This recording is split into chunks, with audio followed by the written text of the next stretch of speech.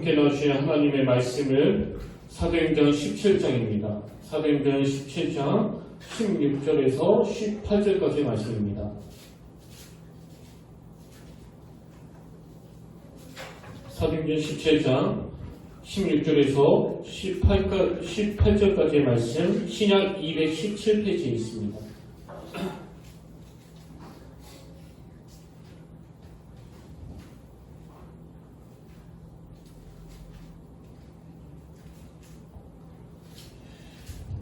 우리 짧은 세 구절인데요. 다 같이 한 목소리로 공독하기 원합니다. 시작! 바울이 아덴에서 그들을 기다리다가 그 성에 우상이 가득한 것을 보고 마음에 격분하여 회당에서는 유대인과 경건한 사람들과 또 장터에서는 날마다 만나는 사람들과 변론하니 어떤 에피쿠루스와 스토아 철학자들도 바울과 쟁론할세 어떤 사람은 이르되 이 말쟁이가 무슨 말을 하고자 하느냐 하고 어떤 사람은 이르되 이방신들을 전하는 사람인가 보다 하니 이는 바울이 예수와 부활을 전하기 때문이로라. 아멘. 할렐루야. 반갑습니다. 우리 함께 인사 나누길 원합니다. 참 잘 오셨습니다. 네, 반갑습니다. 오늘도 주의 놀라운 은혜가 이 자리에 그리고 여러분 10년 가운데 임하기를 진심으로 축복합니다. 오늘은 이 분노와 관련된 세 번째 설교로 이제 선한 분노는 가능한 것인가 이런 제목으로 말씀을 전하려고 하는데요. 사실 제가 이 분노라는 주제로 말씀을 전해야 되겠다고 생각한 것은 이 두 가지 이유 때문입니다.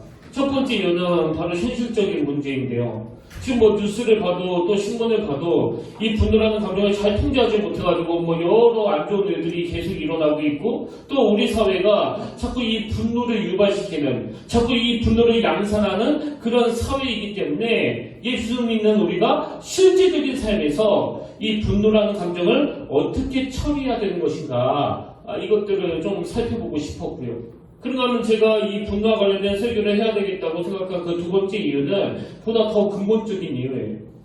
이 분노의 문제는 기독교 역사적으로도 큰 주제였기 때문입니다. 기독교 역사에서 1500년 이상 전해 내려오고 있는 7가지 대죄, 아마 이 항목들을 들어보신 분이 계실 텐데요. 예를 들면은 교만, 시기, 나태, 탐욕, 탐식, 정욕 이런 것들로 구성이 되어 있는데 이 7가지 대죄 목록에 이 분노라는 항목도 들어있다는 사실입니다. 그러니까 우리가 신앙생활을 잘 유지하고 또 영적으로 성장하기 위해서 반드시 처리해야 되는 게 이 분노라는 감정이라는 겁니다. 기독교 역사에서 흘러내려오는 7가지 대죄, 이거 영어로는 Seven Deadly Sins 혹은 Seven Capital Sins라고 표현하는데요. 고신대 신원학 교수님이 쓴 책에 보니까 여기 나와 있는 캐피털 신자 할 때 이 캐피털은 라틴어 카푸투라는 단어에서 나왔는데 이 단어는 머리라는 뜻을 가진 단어입니다. 이 머리는 상징적으로 모든 것의 근원 아닙니까? 그러니까 7가지 머리가 되는 죄, 이거 우리가 경계해야 되는 이유는 이 7가지는 모든 죄의 근원이 되기 때문이다. 그리고 그 중에 이 분노라는 감정이 들어있다는 거예요. 세븐 데들리 신즈라는 표현도 이 7가지 죄악은 죽음에 이르게 할 정도로 치명적인 죄라는 그런 뜻을 가지고 있으니까 여러분 우리가 이 분노라는 감정을 잘 다스리는 것이 신앙생활이 얼마나 중요한가를 깨닫게 해주는 그런 내용 아니겠습니까? 그렇기 때문에 우리 내면에 도사리고 있는 이 분노의 감정, 이 문제를 잘 처리하지 않고는 영적인 성숙이나 성장은 없습니다. 이건 절대 과언이 아니에요. 그래서 제가 오늘을 포함해서 3번에 걸쳐 이 분노와 관련된 이 말씀들을 전하고 있는데요. 근데 여러분 여기서 한 가지 주의할 게 있습니다. 그래서 이렇게 설교를 듣다 보면 자칫 오해하기 쉬운 게 예수 믿는 우리는 이 분노를 무조건 참아야 된다. 무조건 억눌러야 된다. 억제해야 된다. 이렇게 오해하기가 쉬운데 절대 그렇지 않습니다. 여러분 다 아시지만 성경에서 예수님이 이 분노를 폭발하시는 장면이 여러 군데에 나오지 않습니까?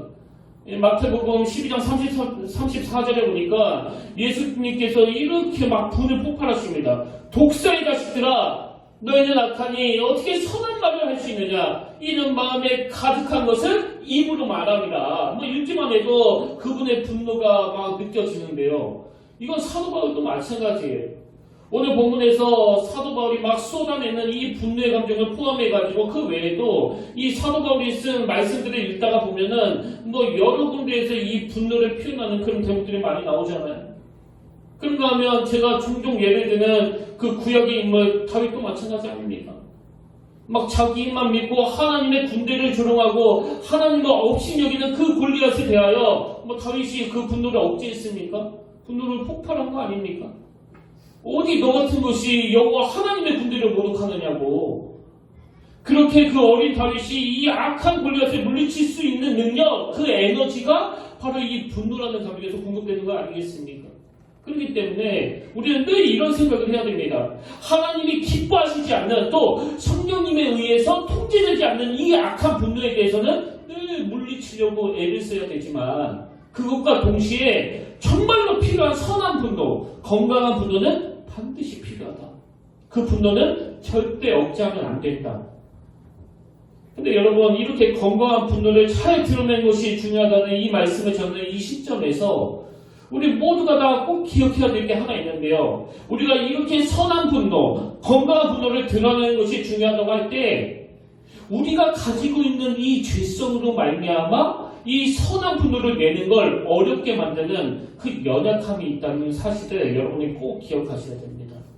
그럼 우리에게 어떤 약점이 있을까요? 뭐 많이 있지만 제가 한 두 가지로 정리를 해봤는데요. 우리가 이 거룩한 분노를 드러내는 걸 어렵게 만드는 그 치명적인 연약함이 뭐냐면, 죄성을 가진 우리는 이 판단 능력이 정확하지 않다는 거예요. 늘 그걸 인식해야 됩니다. 그 마태복음 26장 7절에 보면은 한 여자가 매우 귀한 향유 한 옥합을 가지고 나와서 식사하시는 예수의 머리에 부으니, 이 내용 다 아실 거예요. 우리가 좀 전에 찬양도 불렀지만, 근데 문제는 이 향유 한 옥합이 어마어마한 고가라는 거예요. 그냥 몇만 원 주고 산다면 뭐 머리에도 붓고 발에도 부어도 그게 다 사랑의 표현일 수 있는데, 제가 본 어떤 자료에는 이게 요즘으로 치면 한 2천만 원 정도 되는 큰 금액이라는 겁니다. 근데 이렇게 비싼 걸 예수님 머리에다가 갖다 보니까 뭐 모든 사람들이 보기에 이건 좀 뭐 과한 거 아닙니까? 그래서 그 장면을 지켜보고 있던 제자들이 이렇게 분노합니다. 8절과 9절. 제자들이 보고 분개하여 이르되 무슨 의도로 이것을 허비하느냐? 이것을 비싼 값에 팔아 가난한 자들에게 줄 수 있겠도다 하고는, 뭐 너무나 맞는 이야기 아닙니까? 모두가 궁금하는 이야기 아닙니까? 아마 저와 여러분이 그 현장에 있었더라면 이 제자들처럼 똑같은 생각을 했을 거예요. 저 여자 오바다. 저 여자 정신이 나갔나? 아니, 저 비싼 걸 어떻게 저렇게 사용하느냐고. 차라리 저걸 팔아가지고 그 가난한 사람들을 위해 쓰면 얼마나 좋았겠냐고. 이건요, 뭐 아무리 생각해도 옳은 생각이에요. 거기에 조금도 잘못된 생각이 없습니다. 근데 놀랍게도 주님은 그 상황을 전혀 다른 시각으로 바라보고 있다는 겁니다. 그렇게 분노하는 이 제자들에 대해서 10절에서 예수님이 이렇게 말씀하십니다. 예수께서 아시고 그들에게 이르시되 너희가 어찌하여 이 여자를 괴롭게 하느냐? 그가 내게 좋은 일을 하였느니라. 뭐 이것에 대한 깊은 분석이 없어도요, 우리가 뭘 깨달아야 됩니까?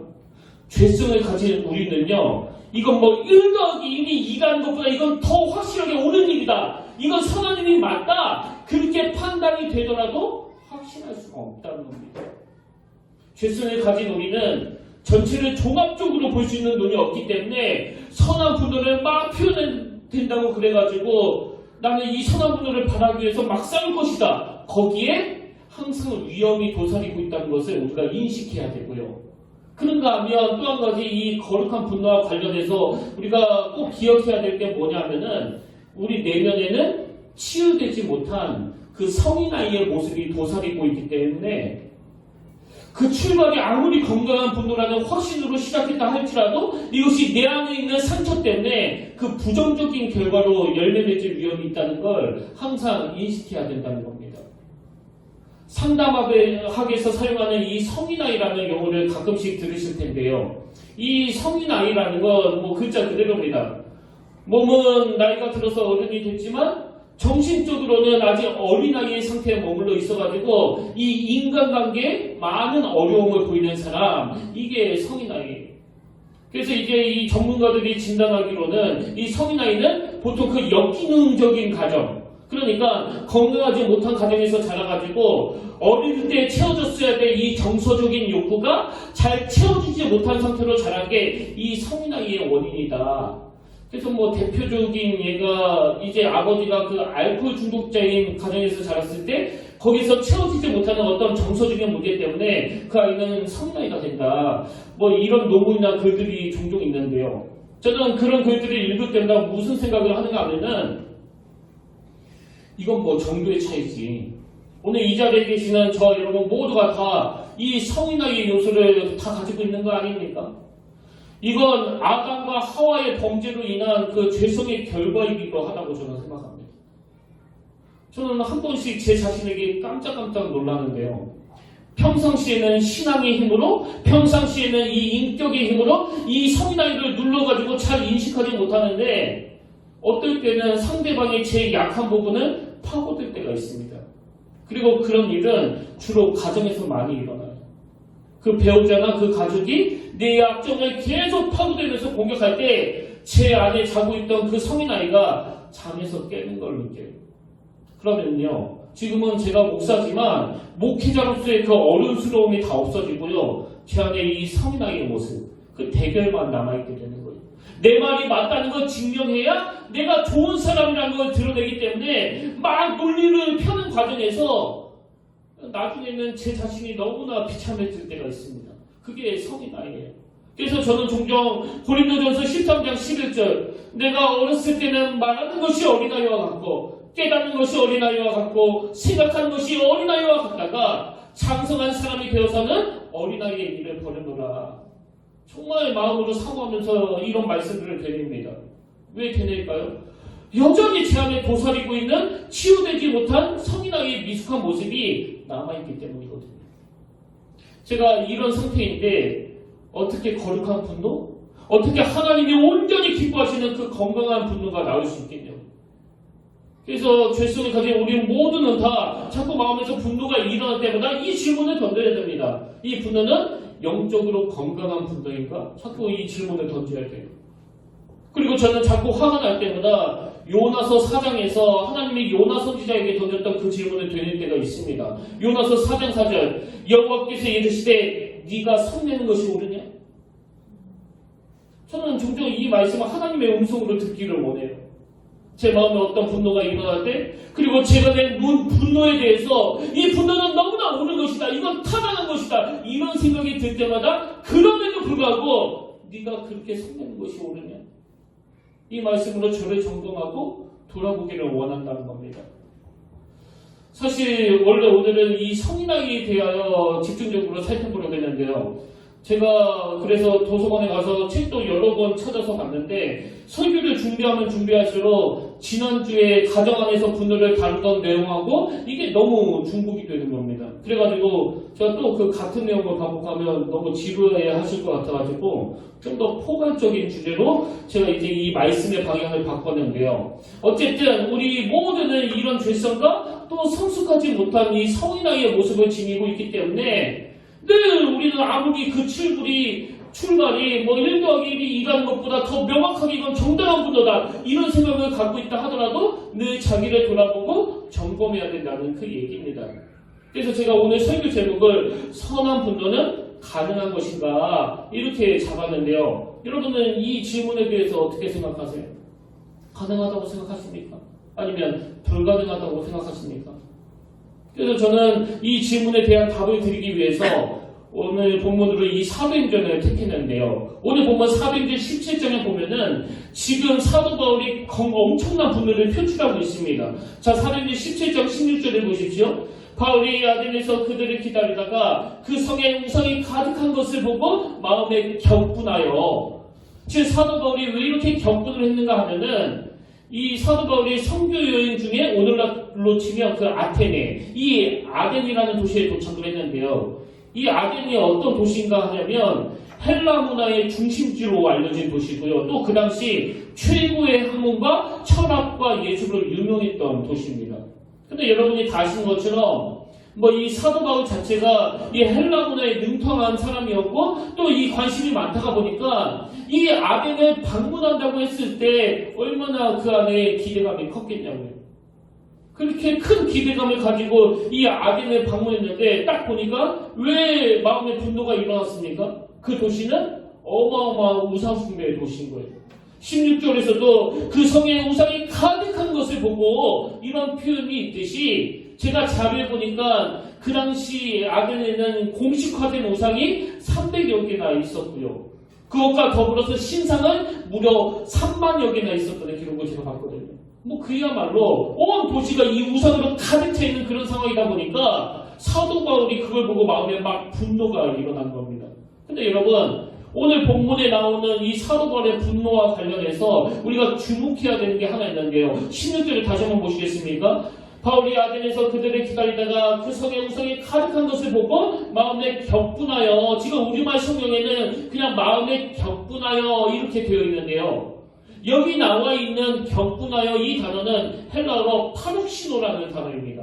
이 파룩시노라는 단어가 신약에 딱 2번 등장을 하는데요. 한 번은 오늘 본문 사도행전 17장에 등장하고요. 또 한 번은 사랑장으로 유명한 고린도전서 13장에 등장합니다. 자, 고린도전서 13장 5절을 보세요. 무례에 행하지 아니하며 자기의 유익을 구하지 아니하며 성내지 아니하며. 여기 성내지 아니하며 할 때 성내다가 이게 오늘 본문에 나오는 파룩시노예요. 근데 여러분 한번 생각해 보세요. 이게 모순 아닙니까? 아니 지금 사도 바울이 고린도전서 13장에서는 그 사랑의 특징이 성내지 않는 거라고 말해놓고는 정작 본인은 지금 복음을 전하는 그 현장에서 이 파룩시노 막 격분을 하고 있는 그런 상황이거든요. 성경은 뭐 말 따로 행동 따로 이게 용인이 되는 책입니까? 이게 엄청난 모순 같은데요. 여기에 진짜 중요한 포인트가 있다는 겁니다. 그리고 사실 오늘 설교 제목의 답이 여기에 담겨져 있습니다. 16절을 다시 한번 보세요. 바울이 아덴에서 그들을 기다리다가 그 성에 우상이 가득한 걸 보고 마음에 격분하여, 여기 나오는 마음에 격분하여 할 때 마음을 헬라어로 보면 이렇게 직역할 수 있습니다. 그의 안에 있는 그의 영. 아쉽게도 우리말 성경에는 그의 영이라는 표현이 생략돼서 딱 읽으면 마치 이 사도 바울이 격분한 것처럼 느껴지는데요. 바울이 격분한 게 아니에요. 그의 안에 있는 그의 영. 그러니까 지금 사도 바울의 분노의 주체는 자기 혈기가 아니라 그의 영. 다시 말해서 바울 안에 계시는 성령님이시라는 거예요. 늘 내주하시는 성령님과 동행하고 교제하던 이 사도 바울이었기 때문에 오늘 본문에서 사도 바울이 격분하는 것은 자기 혈기로서가 아니라 성령님의 감동에 의해서였다는 겁니다. 저는 여기서 이 분노와 관련한 굉장히 중요한 포인트 하나를 발견했는데요. 사도 바울의 인생은 그 다메섹 도성에서 예수님을 만나기 이전과 또 예수님을 만난 이후 이렇게 구분이 되지 않습니까? 이 분노와 관련해서도 이 공식이 딱 들어가는 겁니다. 근데 여러분, 이 사도 바울이 뭐 다메섹 도성에서 예수님을 만나기 이전에는 뭐 분노가 엄청 많았고 예수님을 만난 이후에는 그 분노가 하나도 없었다. 이 구도가 아니에요. 똑같이 분노는 그 안에서 움직이는데 예수님을 만나기 이전의 사도 바울의 분노는 혈기예요, 혈기. 그래서 성령님에 의해서 통제되는 분노가 아니니까 막 내키는 대로 자기 생각이 옳다고 그러면 예수 믿는 사람 죽이고 다메섹 도성 내려가고, 또 예술에 의하면 스데반의 순교 현장에서 진도주의했던 사람이 바로 사도 바울이었다. 이런 설도 있습니다. 이렇게 통제되지 않는 분노를 휘둘렀던 게 예수님을 만나기 이전에 이 사도 바울이라면 예수님을 만난 이후에 사도 바울은 똑같은 분노가 있었지만 성령님에 의해서 다스려지는 분노, 성령님이 기뻐하시는 분노, 성령님의 분노를 인식하면서 자기도 똑같이 가지게 되는 분노.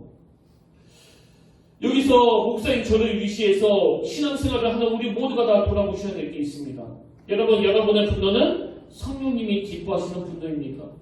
정말 성령님에 의해서 통제되고 다스려지는 그런 차원에서의 분노입니까?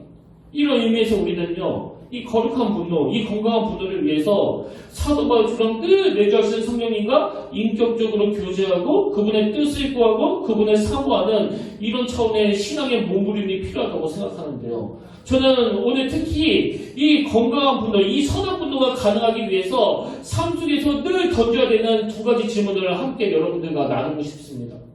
여러분 정말 선한 분노를 회복하고 싶으세요?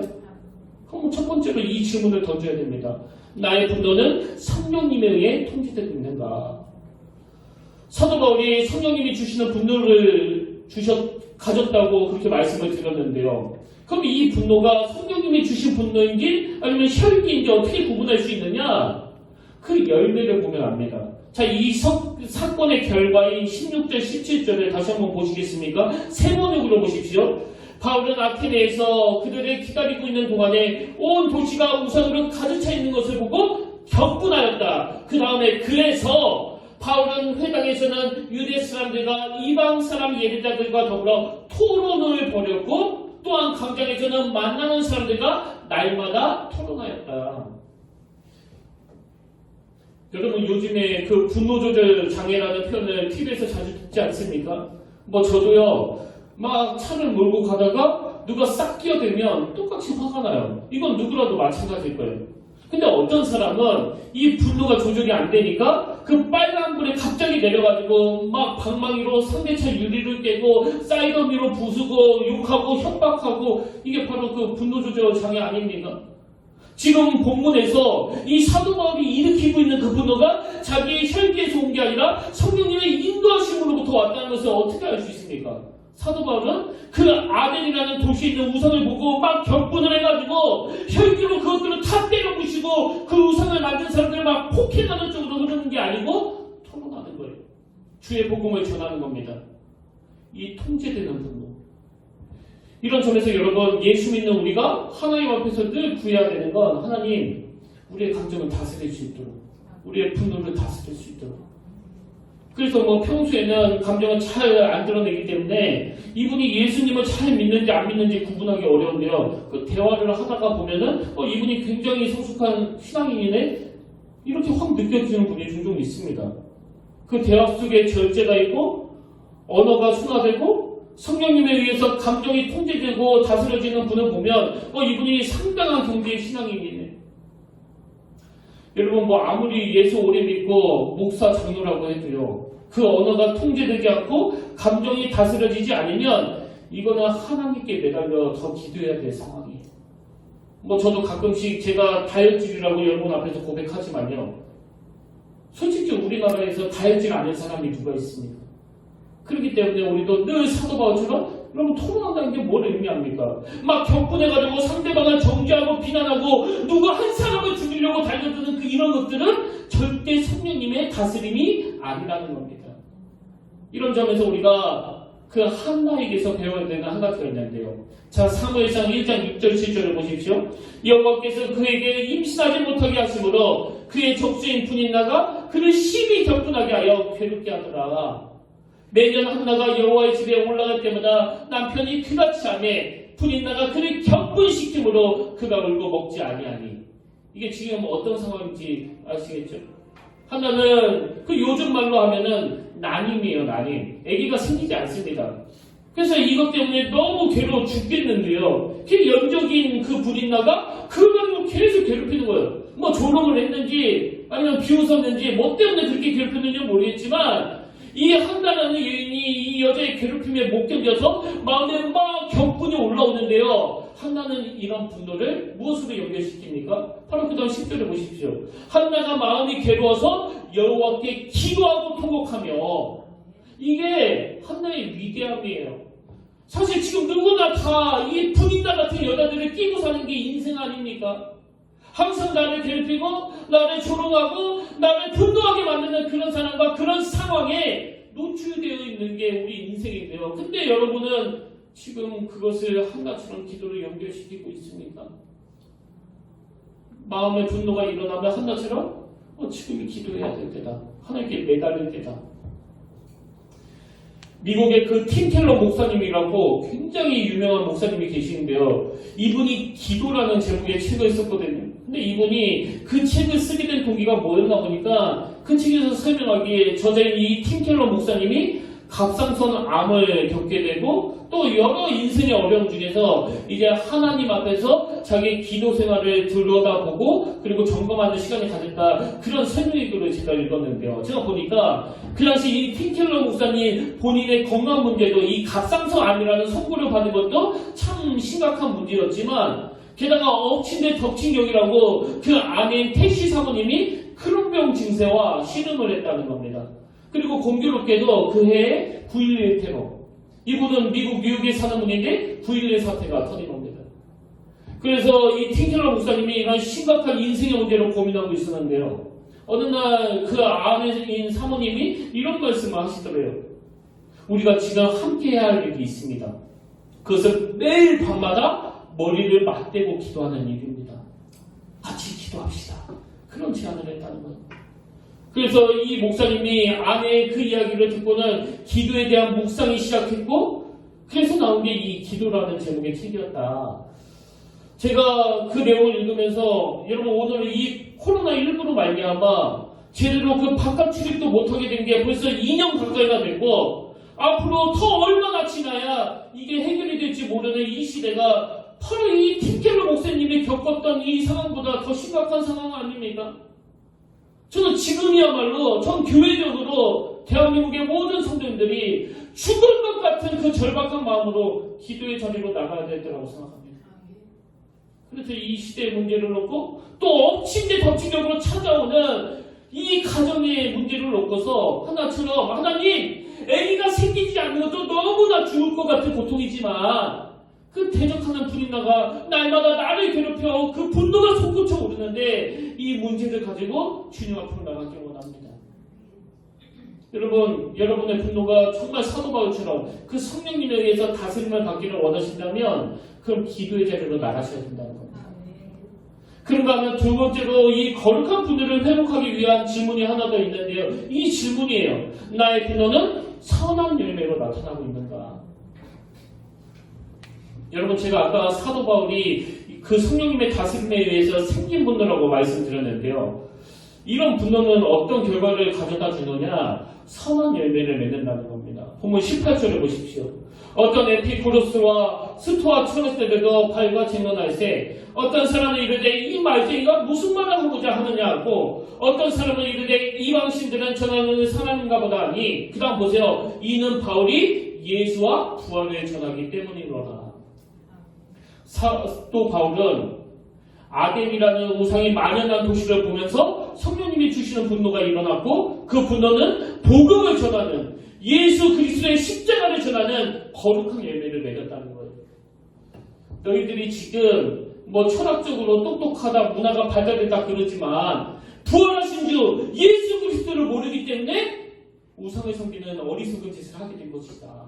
이것을 전하는 계기가 됐다는 겁니다. 저는 한나에 대해서 이번 주에 쭉 살펴보면서 다시 한번 그 깨달음 하나를 얻었는데요. 아까 한나는 그 대적하는 분인나가 아기가 생기지 않는 그 상황을 가지고 자기를 격분하게 하고 분노하게 했었을 때 한나는 그 분노를 주님 앞으로 가져갔다고 제가 말씀드리지 않았습니까? 그랬더니 놀라운 건강한 열매가 나타나더라는 겁니다.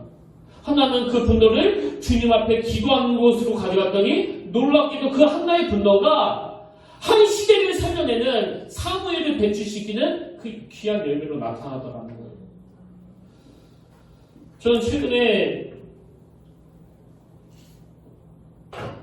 동기 목사님이 이제 책 한 권을 추천해 주셔가지고 읽다가요, 너무 괴로워가지고 절반도 못 읽고 닫았습니다. 왜 그러냐 하니까 그 책은 일종의 수기인데요. 이 젊은 여성이 있었는데 제가 읽다가 왜 마음의 고통이 일어나나 하니까 그 초등학교 5학년 그 어린 나이 때부터 자기 아버지에게 무려 9년 동안 성적인 학대를 당하고 각종 폭력에 시달려온 이야기를 담고 있는 내용이에요. 그리고 제가 그 책을 읽으면서 마음의 고통을 느꼈던 이유는 그렇게 한 아버지가 바로 목사라는 거예요. 목사. 이게 저에게 너무나 충격이 됐지만 사실 또 이렇게 말도 안 되는 일이 일어나는 게 지금 현실 아닙니까? 제가 읽다가 너무 마음이 괴로워서 중간에 포기하고 덮었습니다. 그런데요, 제가 이 자매가 참 귀하다고 생각한 게 뭐냐? 그렇게 초등학교 5학년 때부터 목사인 아버지로부터 성적인 폭력을 당하고 여러 가지 그런 가혹한, 제가 읽으면서 도저히 믿겨지지 않을 정도예요. 그리고 이 자매를 더욱 분노케 하는 것은 어머니를 위시한 가족들은 그것을 방치하는 거예요. 못 번치하는 겁니다. 그러면 당연히 분노가 솟구쳐 오르는 거 아닙니까? 근데 제가 그런 내용의 글을 읽으면서 이 자매가 정말 위대하다는 게 뭐냐면요, 이 자매는 자기가 가진 분노를 자기도 파괴하고 가정도 파괴하는 쪽으로 몰고 가는 것이 아니라 이거를 건강한 열매, 그 사명으로 연결시키더라는 겁니다. 이 자매는요, 상담하고 전공하고 지금은 디지털 성범죄 피해 생존자들을 대상으로 그 상담 사역을 하고 있습니다. 그리고 더 놀라운 건 이 자매가 가진 큰 꿈이 뭐냐? 친족 성폭력 공소시효 폐지 운동을 벌이고 있다는 거예요. 자기가 겪어보니까 어제 아버지한테 성적인 학대를 당했다고 오늘 고발하는 사람은 없다는 겁니다. 수년간 괴로워하면서 참고 누르면서 지내다가 도저히 견딜 수 없어가지고 딱 고소를 해버리면 공소시효가 끝났는데요. 이런 경우가 생기니까 이 친족 성폭력만큼은 공소시효를 없애야 된다. 이런 운동을 하고 있다는 겁니다. 이 자매가 그 서강대학교에서 사회복지학과 석사학위를 취득했는데요. 그 책을 소개한 목사님이 저에게 이분의 사회복지학과 석사 논문을 보내줘서 봤더니 그 논문 제목이 친족 성폭행 피해자들을 위한 사회적 지원 방안에 관한 연구. 이 제목 자체가 뭐 너무 사는 거 아닙니까? 그리고 보통 그 논문에 보면 맨 앞에다 그 감사의 글 이런 거 쓰지 않습니까? 근데 이 논문 감사의 글 맨 앞에 도저히 믿겨지지 않는 글이 들어있는 겁니다. 이렇게 글을 썼습니다. 주님 감사합니다. 이게 지금 신학대학교에서 쓴 논문이 아닙니다. 일반 대학교예요. 주님 감사합니다. 어느 누구보다도 더 가까이서 저를 지도하여 주신 주님께 먼저 감사를 드립니다. 주님이 저와 함께 하셔서 지금의 제가 있을 수 있었습니다. 그리고는 그 다음 내용이 쭉 보니까 이제 뭐 그 교회 공동체에서 만난 분들이 대부분인 것 같아요. 제 느낌에. 내가 너무너무 힘들 때 이분은 이렇게 도와주시고 저분은 더 저렇게 도와주셔가지고 제가 그때 잘 견딜 수 있었다고. 그것도 저에게 참 감동으로 다가왔지만요. 무엇보다도 그 책 제목이 제 마음에 훅 들어왔는데 제목이 이렇습니다. 눈물도 빛을 만나면 반짝인다. 이것만큼 그 복음을 함축적으로 소개하는 제목이 있겠습니까? 저는 이게 교회라고 생각합니다. 내버려 두면 아버지에 대한 분노가, 내버려 두면 아버지에 대한 복수심이 한 인생을 파괴시킬 수밖에 없는 그런 상처로 가득 차 있는 이 자매인데 눈물도 빛을 만나면 반짝인다.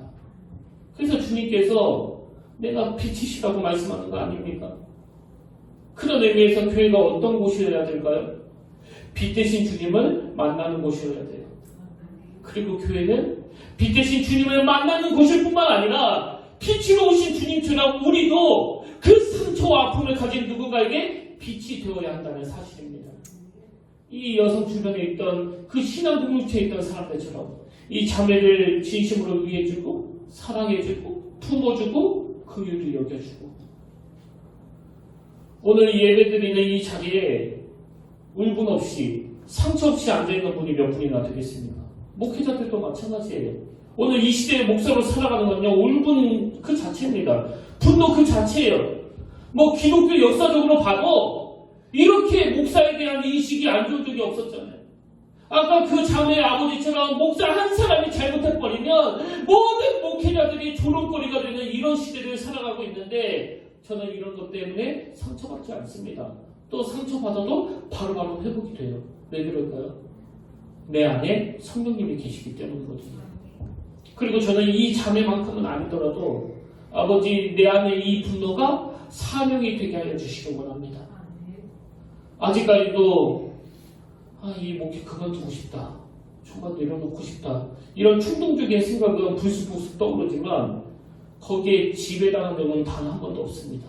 왜 그렇습니까? 또 제가 이 자매에게서 배운 게 뭐예요? 오늘 여러분이 어릴 때부터 지금까지 받았던 크고 작은 상처, 그 상처로 인한 분노가 일어날 때 또 하나처럼 그 분노 같은 사람을 만나 집요하게 분노를 유발시키는 그 상황을 맞닥뜨릴 때 어떻게 한다고요? 주님 앞으로 나가는 기도라는 도구로 사용할 수 있다는 겁니다. 그리고 이 눈물이, 이 상처가, 그리고 과거에 경험했던 돌이킬 수 없었던 그 분노의 상황이 내 남은 인생의 사명으로 연결시킬 수 있다.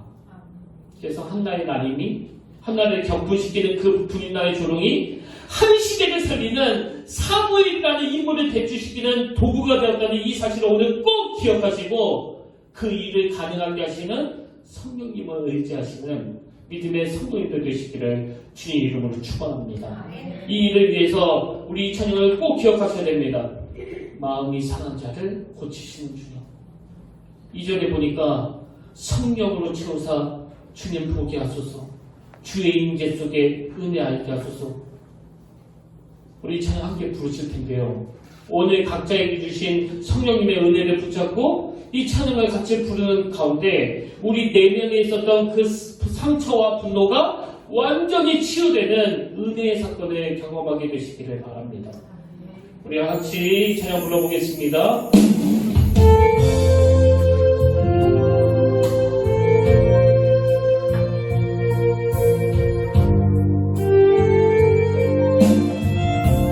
마음이 상한 자를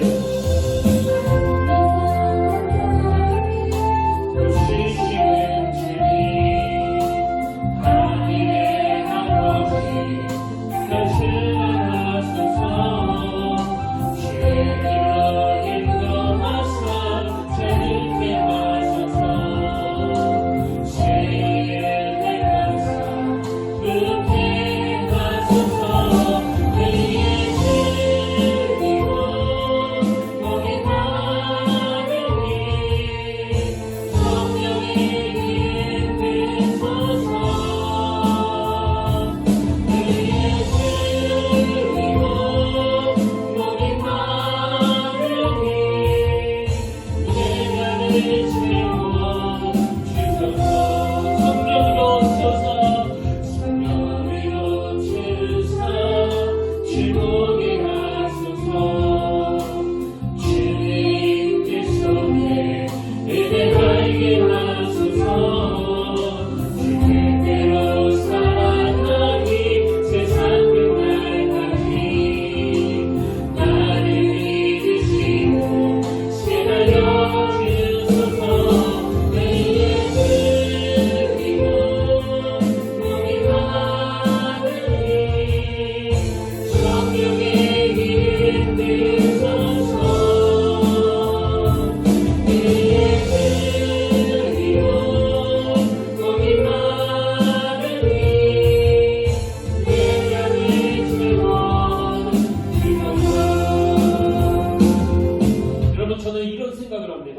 오늘 우리 이 시대는요, 한나가 겪었던 마음의 고통, 한나가 경험했던 그 마음의 울분과 분노, 이것들과 싸우는 시대라고 생각해요. 아니, 어떻게 우리 옆에 그 분인나같이 나를 격분하게 만든 사람이 이렇게 많은지, 여러분, 우리 힘으로는 절대 피할 수 없습니다. 그래서 어떻게 해야 된다고요? 하나님, 이 분노가 주님 앞에 발산되기를 원합니다. 이 분노가 킹켈러 목사님이 고백했던 것처럼 그 개인적으로는 갑상선 암성물을 받고 아내가 크론병에 걸리고 또 사회적으로는 이 국내 테러가 나는 이런 절박한 상황이 오히려 하나님 앞에 기도에 대해서 관심을 갖게 만드는 재료가 되고 도구가 되었다면, 그리고 하나님, 한나의 울분이, 한나의 그 분노가 하나님 앞으로 나아가는 도구로 사용되기 때문에 한 시대를 일으켜 세우는 위대한 아들 이 사무엘을 배출시키는 재료가 되었다면, 어렸을 때부터 저는 유난히 상처가 많습니다. 어릴 때부터 저는 유난히 분노가 많습니다. 이것을 재료로 하여 아버지 내가 살아야 될 이유를 발견할 수 있는 도구로 승화시켜 주기를 원합니다. 우리 한 번 더 이 찬양을 부르실 동안에 여러분, 예배는 사건입니다. 내 안의 분노가 성령님에 의해 다스림을 받을 때 거기에 어떤 역사가, 어떤 능력이 일어나는가를 바로 이 시간 찬양 부르는 가운데 경험하고 누리게 되시길 바랍니다. 우리 한 번 더 이렇게 찬양하길 원합니다. 마음이 상한 자를 고치시는 주님, 하늘의 아버지 날 주관하소서.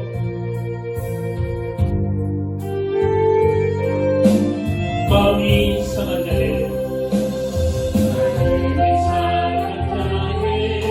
고치시는 주님, 하늘의 아버지 날 주관하소서.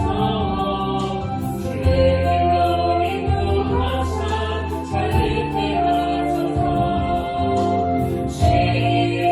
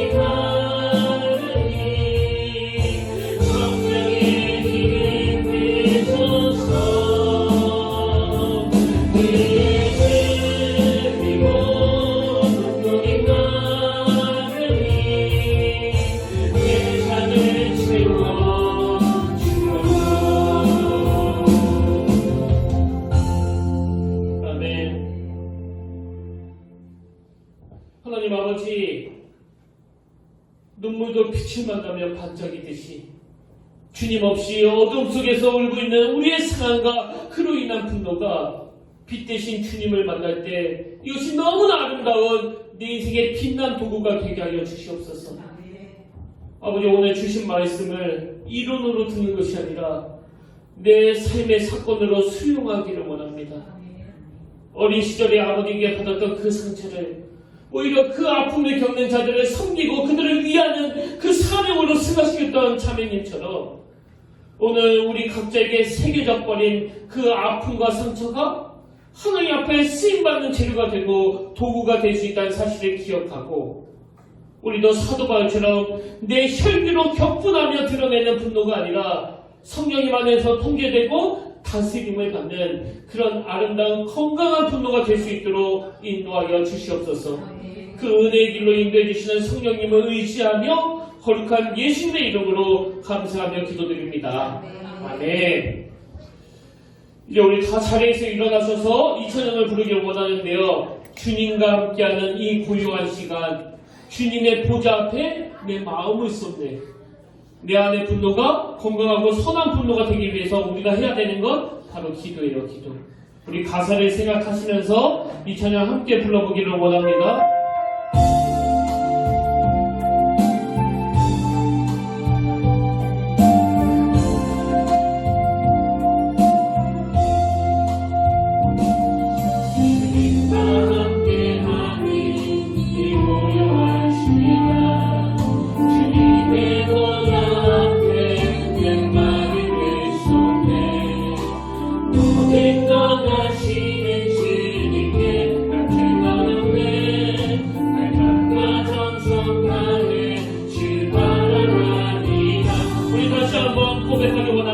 주님과 함께하는 이 고요한 시간, 주님과 함께하는 이 고요한 시간, 주님의 보좌 앞에 내 마음이 내쏟네.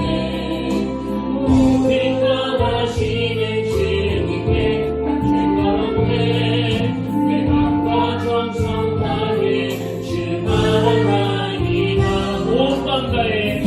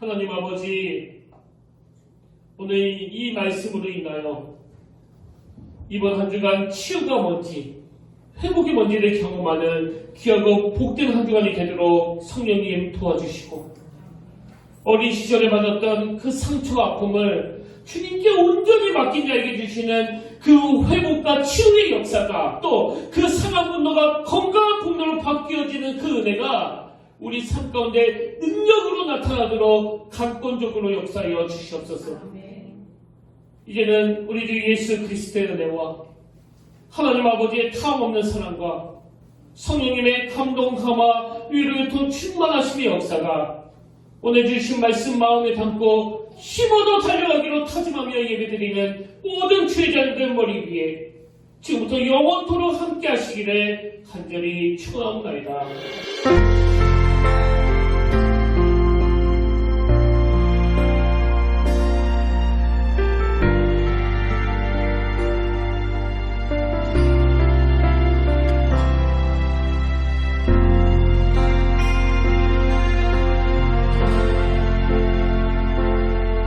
지금 서 있는 이곳에서 높임을 받으소서.